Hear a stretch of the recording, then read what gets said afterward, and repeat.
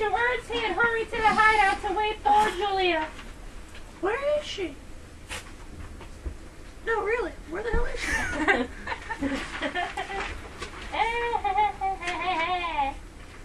He began to read the book while waiting. This part wasn't put because we don't freaking You don't read that need smart it. one. No. Oh, there she came in. I've got it. The book. Oh, that's great. When did you change your voice? Did you go through puberty? That's what I'm saying. She obviously wasn't too enthused about it. I went through puberty. We have to read it, both of us. Well, you can read it to me. Then explain as you go. She went to sleep.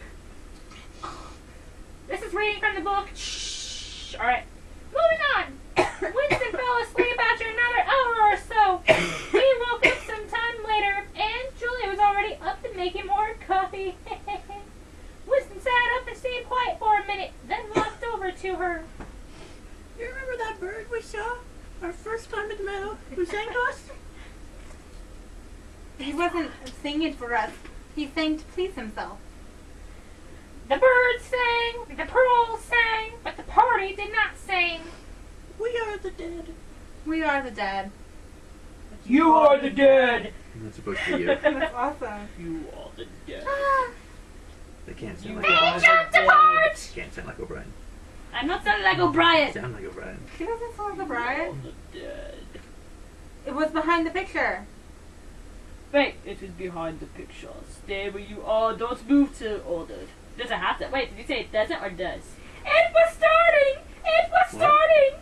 To run or even What are you attempt talking hiding about? hadn't It sounds occurred like to O'Brien, them. doesn't it? It sounds a bit Disobeying like just O'Brien, wasn't an option! Now they can see us. Now we can see you. Stand back to back, but don't touch. They weren't touching! But he thought he could feel Julia shaking. Or maybe it was his own shaking. Oh, that hurts. Hardcore, man. Try being in every scene. Ew. Ew. True. The house I'm is in every surrounded. scene. Me? The house is surrounded. The house is surrounded. We might as well say goodbye. Might as well say goodbye. At the same Why, time, what do we do? Mr. Charrington walked in. He looked different, though. His white hair was now black, and his glasses were gone. For the first time, and only time in his life, Winston knew he was looking at one of the Sorry. thought police. Where's Oh O'Brien? no! Where's Alright, I gotta O'Brien? switch my leg up real quick. We don't have Carrington. Hold on. We just need a guy to stand there is all. We just need to use White hair. Piper freaking did. Who cares? White hair is now going to be wigs, and black hair is going to be blonde. Can you fix that? I know it's still recording now. They're wigs. I don't have any more black. That's okay, we stay into this anyway. Oh, we used all the black on this. Yeah.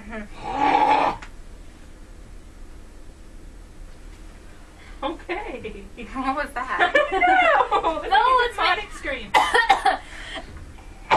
Okay, dude, that's Carrington now. Shut up. We wasn't. We were. Just fix it. I know. I told you you should have read through it, but no, why listen to McCaffrey? No. My foot's Your asleep. neck. My foot's deadly asleep. Go. Alright. Keep going. We wasn't sure where he was. Probably the Ministry of Love, but he couldn't know for sure. He'd been somewhere else for a time, but with no clouds or daylight, who knew? There were all types of people coming and going, most nothing more than common criminals, but you could always tell the difference.